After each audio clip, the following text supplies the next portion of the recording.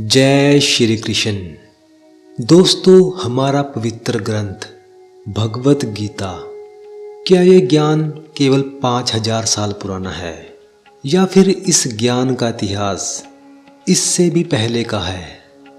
आज के जो श्लोक हैं उनसे ये रहस्य खुलने वाला है। अगर ये ज्ञान 5000 साल से भी पुराना है तो इस ज्ञान का उपदेश किसे दिया गया और इस उपदेश को देने वाला कौन था?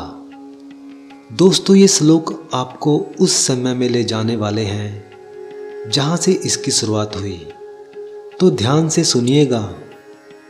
श्री कृष्ण कहते हैं, इमं विश्वते योगम प्रोक्तावान अहम अव्ययम विवस्वान मनवे परहा मनुरिष वाकवे बर्वित।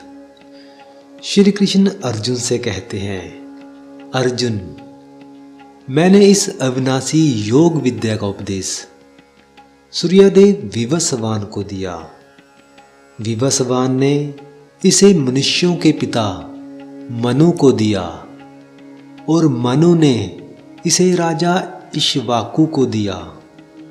दोस्तों, इक्ष्वाकु जो त्रेता युग में हुए, जिनसे सूर्य वंश की शुरुआत हुई और उनके ही वंश में भगवान श्री राम ने अवतार लिया। दोस्तों, त्रेता युग से पहले सतयुग था, फिर त्रेता, फिर द्वापर, बाद में ये कलयुग। और वही गीता ज्ञान श्री कृष्ण ने अर्जुन को दोबारा लगभग 5000 वर्ष पहले द्वापर युग के अंत में दिया।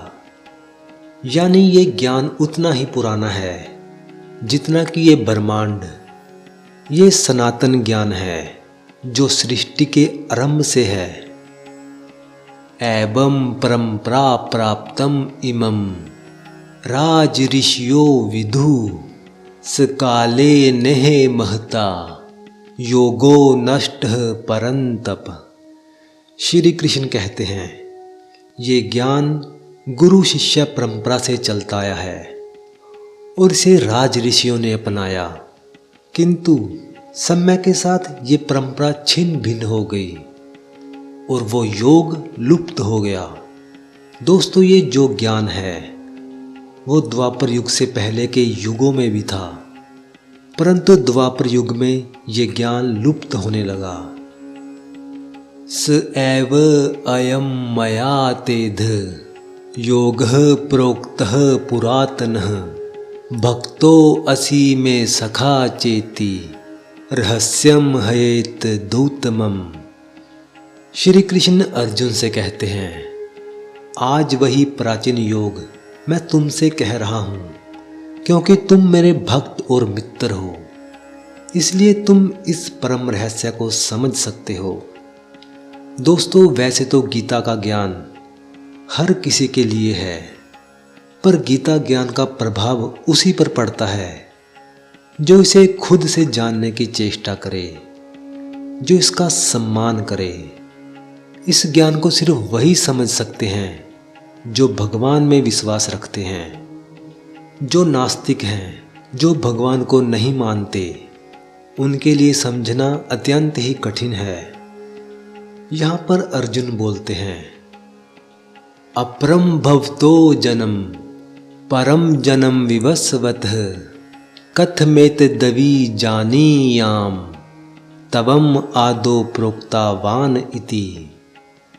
अर्जुन प्रश्न करते हैं, हे कृष्ण, आपका जन्म तो अभी हुआ है और सूर्यदेव तो बहुत प्राचीन है, तो मैं कैसे मानूं कि आपने ही शुरुआत में ये उपदेश दिया था?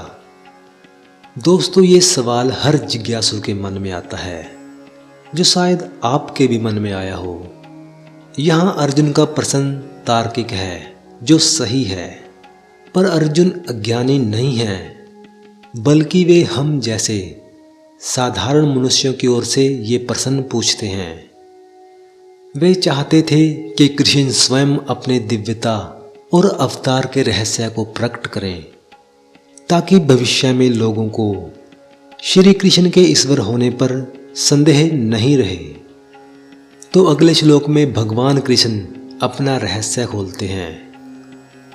बहूनी में व्यतीतानि जन्मानि तव च अर्जुन, तान्य हम वेद सर्वाणि ना तवम वे तत्परंतप। श्री कृष्ण उत्तर देते हैं, अर्जुन, मेरे और तुम्हारे कई जन्म हो चुके हैं, लेकिन फर्क ये है, मुझे अपने सभी जन्म याद हैं और तुम्हें नहीं। दोस्तों, यही अंतर है ईश्वर और जीवात्मा में। जीवात्मा जब शरीर बदलता है तो वो पिछले जन्मों की स्मृतियां भूल जाता है। माया के प्रभाव के कारण उसे याद नहीं रहता कि वो पिछले जन्म में कौन था। पर भगवान जब भी अवतार लेते हैं, वे अपनी पूरी चेतना और शक्ति के साथ प्रकट होते हैं। उन्हें अपने पहले के जन्म और कर्म भी वैसे ही याद रहते हैं जैसे आज की घटना हो। श्री कृष्ण अजन्मा है, वे सर्वज्ञ हैं। उनके लिए समय कोई बाधा नहीं है। उनके लिए भूत, भविष्य और वर्तमान एक समान है। वे कालातीत समय से परे हैं। उनका जन्म शरीर का है, आत्मा का नहीं। तो दोस्तों, श्री कृष्ण के इन वचनों से स्पष्ट होता है कि सत्य कभी पुराना नहीं होता। जो ज्ञान उन्होंने सृष्टि के आरंभ में सूर्यदेव को दिया, वही 5000 साल पहले अर्जुन को दिया, और आज हम सब उसी सनातन ज्ञान को श्रवण कर रहे हैं, और ये हमारा सौभाग्य भी है। तो दोस्तों, समय को देखते हुए आज की मांग यही है कि श्री कृष्ण के बाद भगवत गीता ही हमारे जीवन को बदल सकती है। तो दोस्तों, आज से ही गीता को पढ़िए, सुनिए और अपने जीवन में उतारिए। जय श्री कृष्ण।